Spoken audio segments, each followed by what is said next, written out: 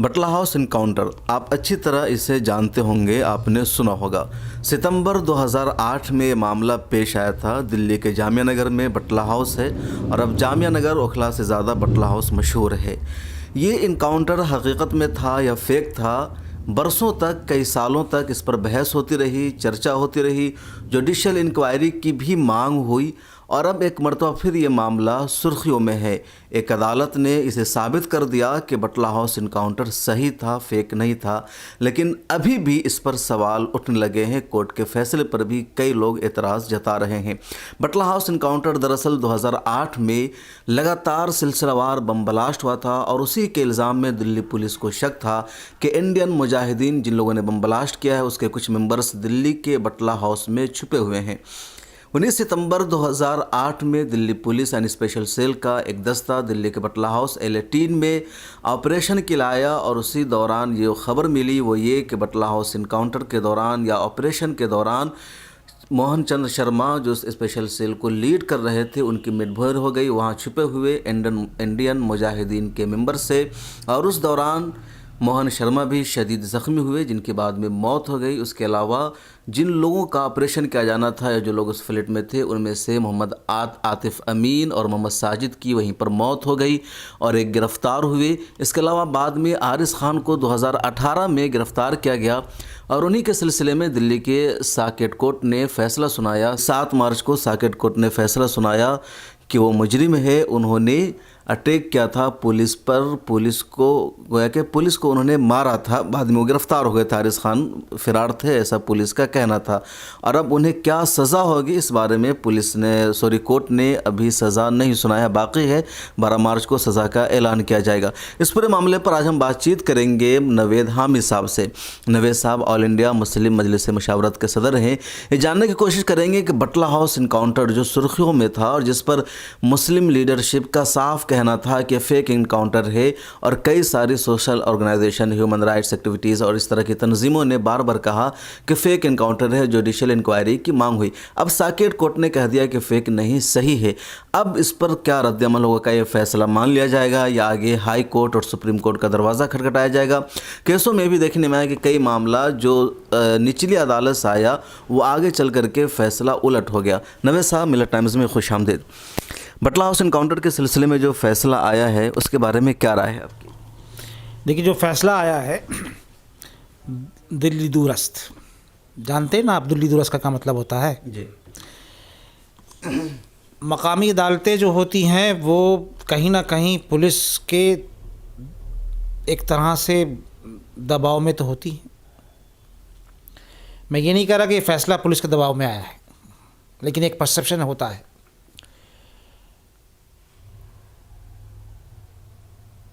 सरकार से मुस्तकिल 2008 से हम लोग डिमांड कर रहे हैं। मेरा एक मज़मून आया था जो बहुत चर्चा में था, अंग्रेज़ी में मज़मून था, जिसमें मैंने कहा था कि इसकी जुडिशल इंक्वायरी सुप्रीम कोर्ट के सिटिंग जज इसके करे। कोई भी दमनकारी सरकार अदालती जांच से कब भागती है? वो जब भागती है जब उसको लगता है कि अगर जांच होगी तो उसके दामन के ऊपर छींट पड़ेगी। 17 साल के बाद, 19 साल के बाद और फैसले भी अभी आए हैं 2 दिन पहले। सिमी का फैसला आया है 20 सालों के बाद फैसला आया है। राजस्थान में फैसला आया है, आपने देखा होगा वो। तो मुसलमानों का फैसला अगर 20 साल के बाद आता है या 15 साल के बाद आता है या 17 साल के बाद आता है तो वो चर्चा का विषय नहीं बनता है कि मजलूम 125 मुसलमान, 120 मुसलमान वो छोड़े गए। चर्चा का विषय ये बन रहा है कि L18 के अंदर जो फेक एनकाउंटर हुआ था उसमें एक लड़के को जो पकड़ा गया था, उसने सरेंडर किया या छापेमारी में पकड़ा गया, वो भी एक तहकीक तलब मामला है। उसमें निचली अदालत ने जो फैसला दिया है वो कन्विक्शन हो गया उसका। यही तो कह रहे हैं। तो मैं आज भी कहता हूँ कि किसी भी इंडिपेंडेंट जांच से अगर कराया जाएगा तो दूध का दूध और पानी का पानी आएगा, साफ हो जाएगा। ऐसा क्या है जिसकी बुनियाद पर आप कह रहे हैं कि वो इनकाउंटर फेक था? बहुत सारी बातें हैं। क्या बातें हैं वो, क्या है? किसी एनकाउंटर को उसकी सरबराही करने के लिए होम मिनिस्टर जाएगा, बैठेगा पुलिस हेडक्वार्टर में जाके, मुल्क का होम मिनिस्टर जाके बैठेगा क्या? एक नरेटिव क्रिएट करना था जो मुझे लगता है। मैं नेशनल इंटीग्रेशन काउंसिल का मेंबर था, मैंने वहाँ पे उठाई थी बात, मेरे साथ साथ मेरी हिमायत में बहुत सारे लोगों ने उसको उठाया था। सीपीएम ने, सीपीआई ने, बहुत सारे एक्टिविस्ट थे, उन्होंने उठाया था उस मसले को। राष्ट्रीय एकता परिषद जो प्रधानमंत्री जिसको हेड करते हैं उसकी जो जस्ट उसके बाद हुई थी मीटिंग, तो मैंने कहा था कि खुद कि देश को अगर आपको बचाना है और भारत की जो छवि जो है, जो यहाँ की सिक्योरिटी एजेंसीज हैं उनकी छवि ख़राब हो रही है, तो आप जांच करवाइए। प्रधानमंत्री डॉक्टर मनमोहन सिंह से मैंने मुतालबा किया था उस मीटिंग के अंदर। तो इसलिए मैं कहा कि दिल्ली अभी बहुत दूर है, अभी तो शुरू हुआ है मामला। तो क्या ये जो मामला है निचली अदालत का फैसला, इसको हाई कोर्ट में, सुप्रीम कोर्ट में चैलेंज किया जाएगा? यकीनी तौर के ऊपर इंसाफ जहाँ तक हासिल होने की कोशिश कर सकते हैं कोई भी आदमी उसको करना चाहिए, और सिविल सोसाइटी को उसके साथ खड़े रहना चाहिए। हर जी शऊर आदमी ने जो ह्यूमन राइट्स में बिलीव करता है उसकी ये मांग थी कि इसकी इंक्वायरी होनी चाहिए। एक बहुत ही एक्सपीरियंस्ड ऑफिसर, पुलिस ऑफिसर का उसमें शहादत हुई। उनकी फैमिली से सबको अपनी संवेदना का इजहार करना चाहिए, लेकिन उसमें ये बात भी है कि उनके इलाज में दूरी क्यों हुई, उनके इलाज में देरी क्यों हुई, ये एक बड़ा सवाल है। अगर वक्त के ऊपर उनका इलाज हो गया होता तो आज वो पुलिस ऑफिसर हम सब के दरमियान होते। बहुत सारी ऐसी इसके अंदर परत दर परत बातें हैं जिससे ये लगता था कि ये मामला जो है कहीं ना कहीं ये गड़बड़ मामला है। और इंडियन मुजाहिदीन की बात आपने कही, बहुत अच्छा आपने मुझे सवाल उठाया। 2016 में ऑन रिकॉर्ड एक प्रोग्राम में मैंने सिक्योरिटी एजेंसीज़ और सिक्योरिटी एटमॉस्फेयर के ऊपर एक मुल्क में एक प्रोग्राम किया था दिल्ली के अंदर, जिसमें पैनलिस्ट में रॉ के साबिक चीफ एस दुलत भी थे और मारूफ रज़ा जो इंटरनेशनल डिफेंस एक्सपर्ट हैं वो भी थे, जिसमें टेरर विक्टिम्स को भी मैंने बुलाया था जिनको बहुत लोगों बाद में छोड़ा गया, बम ब्लास्ट में पकड़ा गया, कोर्ट ने उनको छोड़ा, बरी किया 14 साल के बाद, 7 साल के बाद, 10 साल के बाद, उनको भी बुलाया था। कुछ और लोग भी थे। और उस इजलास का जो संचालन कर रहे थे, मॉडरेट जो कर रहे थे, जिसको आप मॉडरेट कहते हैं, वो कर रहे थे हरतोष सिंह बाल, बड़े मारूफ जर्नलिस्ट हैं मुल्क के। जब मैंने ये बात उठाई इंडियन मुजाहिदीन की वहाँ पर, ये कहा कि ये बराबर शक की सुई बार बार घूमती है कि ये किसने बनाई है, तो उनके बरजस्ता वो बैठे हुए थे दुलत साहब, उनके बरजस्ता मुँह से निकला कि मेरे ज़माने में IM नहीं बनी थी। वो किस ज़माने में थे? फिर उनको एहसास हुआ कि वो क्या कह गए। ऑन रिकॉर्ड है वो, ऑन रिकॉर्ड है वो बात, वीडियो पे है वो बात। एक बुलबुले की मानिंद इंडियन मुजाहिदीन उठी और उसी तरह जैसे बुलबुला गिर जाता है उसी तरह इंडियन मुजाहिदीन, आप सुनते कहीं हैं नाम, कहीं सुनते हैं नाम। कांग्रेस की जब तक हुकूमत रही 10 साल तो इंडियन मुजाहिदीन थी वजूद में। अब आप उसको कुछ भी कह लीजिए, सिक्योरिटी एजेंसीज का अपना एक मतलब पहले NIA क्रिएट हुई, इसके बाद इंडियन मुजाहिदीन। नहीं, NIA तो गवर्नमेंट की अपनी एजेंसी है, प्रेस्टीजियस एजेंसी है वो। उसके ऊपर तो देश के खिलाफ काम करने वालों को निगाह रखने की उस पर बड़ी जिम्मेदारी है। उसके ऊपर हम उसके ऊपर सवाल नहीं उठा रहे, हम इंडियन मुजाहिदीन के ताल्लुक से कह रहे हैं। इसको क्रिएट किसने किया? एजेंसी ने, हुकूमत ने, होम मिनिस्टर ने। अब दौलत के उस स्टेटमेंट से समझने की कोशिश कीजिए किसने किया। और मुसलमान कहते रहे उस ज़माने में कि इंडियन मुजाहिदीन का नाम की कोई तंजीम ही नहीं है, सुना ही नहीं है। लेकिन वो बार बार किससे कह रहे थे मुसलमान बार बार अपने बयानों में कह रहे थे, किससे कह रहे थे? तखरीरों में कह रहे थे, मुजम्मती बयानों में कह रहे थे। किससे कह रहे थे? सरकार से कह रहे थे। कौन थी सरकार थी?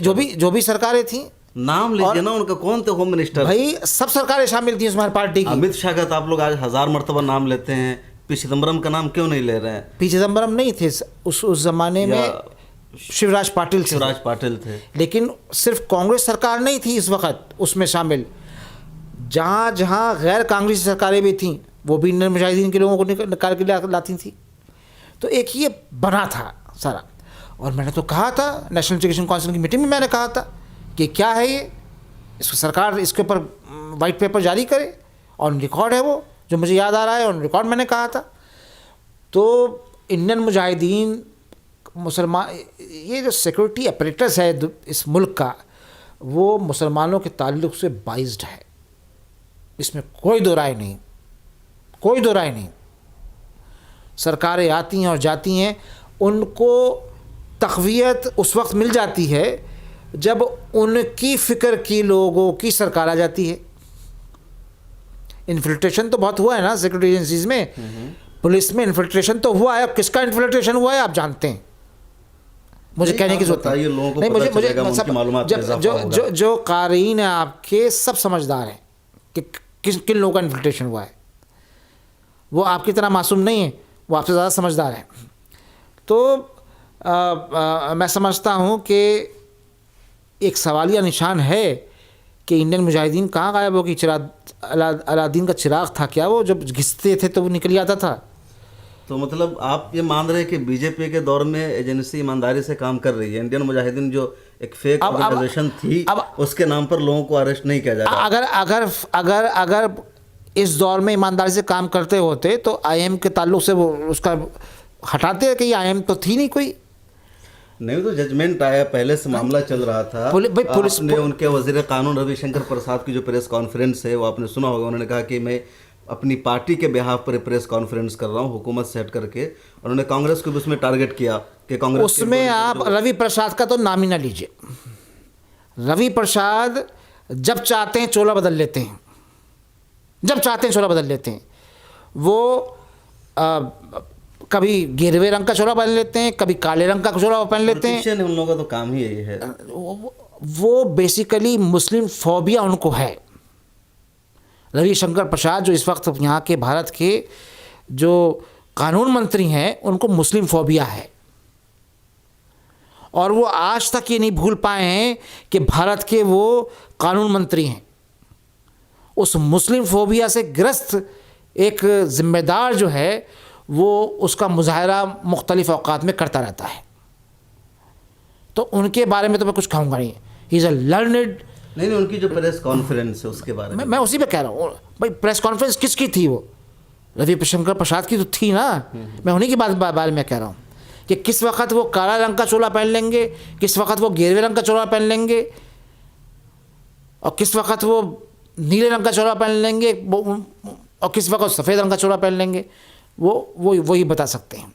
लेकिन उन सब के पीछे अगर कोई उनके जीन में शामिल है तो उनके जीन में शामिल मुस्लिम फोबिया है। मैं बहुत जिम्मेदारी से बात कह रहा हूँ। इस पे एक प्रेस कॉन्फ्रेंस क्यों नहीं करी उन्होंने कि 120 लोग छोड़े गए? इस पे भी तो प्रेस कॉन्फ्रेंस करते। उन्हीं के दौर में गिरफ्तार हुए, उन्हीं के दौर में गिरफ्तार, बिहारी वाजपेयी के जी, उनके दौर में गिरफ्तार हुए, तो उस पर प्रेस कॉन्फ्रेंस क्यों नहीं करी? ये उनकी मुस्लिम फोबिया की खुली मिसाल है। सरकार ये कहती ना कि 20 बरस पहले 120 लोगों को जो गिरफ्तार किया गया था वो गलत किया गया था, कोर्ट ने कन्विक्ट किया ना, कोर्ट ने उनको वो किया ना, बरी किया ना, उनको किया ना बरी उनको। तो इस पे सरकार, इस पे क्या राय है उनकी? क्या मौजूदा सरकार जो 20 बरस इन लोगों के बर्बाद हुए हैं, कोर्टों के में जो उनको एक जहनी जो एक उनको को जो प्रताड़ना सहनी पड़ी है, उसकी जिम्मेदारी लेती है सरकार। हम अपने ऑडियंस को ब्रीफ कर दें कि जिस केस की बात कर रहे हैं, गुजरात में उन्हीं 2001 में 127 लोगों को एक सेमिनार के दौरान गुजरात पुलिस ने गिरफ्तार कर लिया था और उन पर इल्ज़ाम लगा था सिमी से ताल्लुक़ रखने का। सिमी भी एक ऑर्गेनाइजेशन थी जिसको बैन किया गया और कांग्रेस ने उस पर हतमी बैन लगा दिया था 2006 में। तो उन लोगों को 1 साल जेल में रहना पड़ा यूएपीए के तहत। और अब पिछले दिनों यानी 6 मार्च को फैसला आया जिसमें उन सबको बरी करार दिया गया है। उसके बारे में नवेद साहब बात करें। नवेद साहब, वो फैसला आया गुजरात में उस वक्त तो बीजेपी की सरकार थी ना बीजेपी की सरकार। रवि शंकर जो हैं वो इस बारे में क्यों नहीं बोलते? जिन बच्चों की नौकरियां गई, जिन बच्चों को एडमिशन, वो भी आपकी तरह कहेंगे जैसे आप इस केस के बारे में कह रहे हैं कि निचली अदालत का फैसला, वो भी कहेंगे वो भी निचली अदालत का फैसला, आगे जाएंगे हाई कोर्ट, सुप्रीम कोर्ट जाएं, हाई कोर्ट जाएं। I would welcome their all decisions. Naved साहब, ये 2 अहम मामला भी एक साथ आया है। एक बटला हाउस, क्योंकि बटला हाउस का मामला बहुत ज़्यादा सुर्खियों में था, कंटिन्यू इस पर सियासत भी होती रही, मुस्लिम लीडरशिप भी हमेशा एक्टिव रही, बार बार इंक्वायरी की, जुडिशियल इंक्वायरी की मांग हुई। कहिए आप, और इसमें मैं इसको सियासत ना कहिए आप, मजलूम के खिलाफ आवाज़ उठाना, मजलूम की हिमायत में आवाज़ उठाना, और दूसरे लोगों ने सियासत की, आपकी बात नहीं कर रहा हूं। नहीं, और लोगों की बात कह रहा हूँ कि जो लोग भी इसके ताल्लुक से बोल रहे थे वो सियासत नहीं कर रहे थे, ह्यूमैनिटेरियन ग्राउंड के ऊपर वो बात कर रहे थे। अगर आप भी ये कहेंगे कि सियासत हो रही थी तो आप में और फिर भारतीय जनता पार्टी में और आरएसएस में फ़र्क क्या रह जाता है? भारतीय जनता पार्टी ने इस नाम पर सियासत की ना, वो आज भी सियासत कर रही है। कांग्रेस के कुछ नेताओं ने सियासत की ना। एक तरफ कांग्रेस की सरकार है जो कह रही है कि इनकाउंटर हुआ, दूसरी तरफ कांग्रेस के दिग्विजय सिंह हैं, वो कह रहे हैं कि नहीं फेक इनकाउंटर है। बात किनकी चल रही? जो होम मिनिस्टर है उनकी। तो सियासत ही ना एक तरह की, कि आखिर दिग्विजय सिंह कुछ और कह रहे हैं, शीला दीक्षित का कुछ और काम बयान आ रहा है, सोनिया गांधी कुछ और कर रही है, इसको आप क्या कहेंगे? देखिए, उस ज़माने में कांग्रेस के बहुत लोगों से मेरी बात हुई। अब वो तो अनजानी हो गई शीला दीक्षित जी, उनसे भी बात हुई थी, राहुल जी से भी बात हुई थी, बहुत लोगों से बात हुई थी। मैं वो सब बातें नहीं बताऊंगा आपको, लेकिन एक बड़ा section including left parties, including civil right activist, including, जो मुझे याद आ रहा है उस ज़माने में बहुत अहम लोग थे जो सिक्योरिटी एजेंसीज के लोग थे, उन्होंने प्राइवेटली कहा था कि नहीं, इसकी इंक्वायरी तो होनी चाहिए। बहुत लोग थे। आज क्यों नहीं कह रहे हैं? आज ये फैसला आया, बीजेपी की तरफ से प्रेस कॉन्फ्रेंस हुई, कांग्रेस की तरफ से कुछ भी नहीं कहा गया जजमेंट पर। कांग्रेस इस बारे में कांग्रेसी जवाब देंगे। एक और बात जो मैं पहले पूछना चाह रहा था कि मिली तंजीमों की तरफ से 2 मामले अभी अहम हुए, 2 फैसला। एक सिमी से ताल्लुक़ रखने के इल्ज़ाम में 127 लोग बरी हुए, और दूसरी तरफ बटला हाउस इनकाउंटर का मामला जिसको सही माना कोर्ट ने। मिली तंजीमों की तरफ से खामोशी है, कोई रद्द अमल, कोई रिएक्शन नहीं आ रहा। ये आप कैसे कह रहे हैं कि खामोशी है? अभी तो अब फैसला आया है ना, फैसले पढ़ने के बाद लोग उस पर जवाब देंगे, अपना रिएक्शन देंगे। तो मैंने भी जो रिएक्शन दिया है वो पिछली बातों को सामने रखते हुए दिया है, और इसलिए मैं कह रहा हूँ कि दिल्ली दूरस्थ, अभी सुप्रीम कोर्ट तक लड़ाई लड़ी जाएगी इसकी। कौन लोग लड़ेंगे हाई कोर्ट सुप्रीम कोर्ट में लड़ाई? जो कन्विक्ट, जिसको मुजरिम बनाया गया है, उसके पास फंडामेंटल राइट है कि वो आखिर तक जाए, और उसकी तमाम लोगों को मदद करनी चाहिए, सब लोगों को मदद करनी चाहिए। अगर उसके पास फाइनेंशियल, उसके पास कॉन्स्टेंट है, उसके पास पैसे की कमी है, तो सब जो भी इस मुल्क के आइन में यकीन रखते हैं, इस मुल्क के आइन को सुप्रीम मानते हैं, और यहाँ पर कानून की बालादस्ती को मुकद्दम समझते हैं, तो कानूनी लड़ाई लड़ने के लिए किसी भी आदमी जब तक उसका हाईएस्ट कोर्ट से जब तक वो कन्विक्ट ना हो जाए, उस वक्त तक, आपको मालूम है ना अदालतें, निचली अदालतें कैसे फैसले देती हैं, मालूम है ना आपको ये बात? ये बहुत सारे केस ऐसे हुए हैं कि जाके सुप्रीम कोर्ट ने कहा कि नहीं, ये सब तो बल्कि दसियों केसेस ऐसे हैं, खासतौर से मालेगांव, हैदराबाद, बम्बला सब में, कि निचली अदालतों से ये फैसला आया था कि वो मुजरिम है, दहशतगर्द हैं, उन्होंने हमला किया था। बाद में सुप्रीम कोर्ट से फैसला आया कि वो बेगुनाह है, उनका कोई जुर्म ही नहीं था, कोई कसूर ही नहीं था। और जमीयत उलमा हिंद को जो मार्शल मदनी की लीडरशिप में चाहे लंबी फहरिस्त है ऐसे लोगों की। तो इसी केस के ताल्लुक़ से नवेद साहब का यही कहना है कि निचली यानी साकेत कोर्ट का फ़ैसला आया है, आगे चल कर के ये फ़ैसला हकीकत में तब्दील हो सकता है कि ये इनकाउंटर फेक था, जैसा कि लोगों का मानना रहा है। देखिए, मैं कोर्ट ये नहीं कहेगा फेक था या नहीं था, ये शामिल था या नहीं था, इसके ऊपर फैसला देगा जी। जो आरिस खां हैं, आरिस खां बजाते खुद शामिल था या नहीं था, इस पे फैसला देगा। एनकाउंटर पे फैसला नहीं देगा वो कोर्ट। मतलब कोर्ट ने ये साबित किया कि वो था मारने वालों में जिसने मोहन चंद शर्मा को मारा। उसके कन्विक्शन पे देगा फैसला। एनकाउंटर का केस नहीं चल रहा है कि एनकाउंटर फेक था या नहीं था, उसका केस नहीं है कहीं से कहीं तक। ये तो बहुत क्लैरिटी होनी चाहिए हमें। तो उसमें कोई आदमी था या नहीं था, ये फैसला लंबी लड़ाई है। 12 तारीख को जो फैसला आएगा तो आएगा, ठीक है, लड़ाई लड़ी जाएगी, लड़नी भी चाहिए। जब तक आखिरी अदालत से फैसला नहीं आ जाता, उस वक्त तक कानून की बालादस्ती पर हम यकीन रखते हैं। आ जाएगा तो हम मान लेंगे, ठीक है। लेकिन निचली अदालतों के जो फैसले होते हैं टेरर केसेस के अंदर, मुसलमानों का जहाँ भी नाम आया है, सादी प्रज्ञा ठाकुर का नाम आता है तो रवैया दूसरा होता है। अजमेर बॉम्ब ब्लास्ट का जब मामला आता है, जिसमें ये सब लोग राइट विंगर्स जो हिंदुत्व प्रोपोनेंट हैं, जिनका कोई ताल्लुक़ नहीं है बज़ाहिर हिंदुज़म से, जो कि हिंदुज़म तो सब ये कहता नहीं जो उन्होंने सब किया वहाँ पे, उस पर खामोश हो जाते हैं। उसको आप टिकट देते हैं, उसको आप जो है इलेक्शन लड़ाते हैं। केस तो चल रहा है ना अभी, बिल्कुल। कन्विक्शन तो अभी कोर्ट ने किया था ना, उनका केस चल रहा है ना अभी, अंडर ट्रायल है वो, अंडर ट्रायल है ना वो।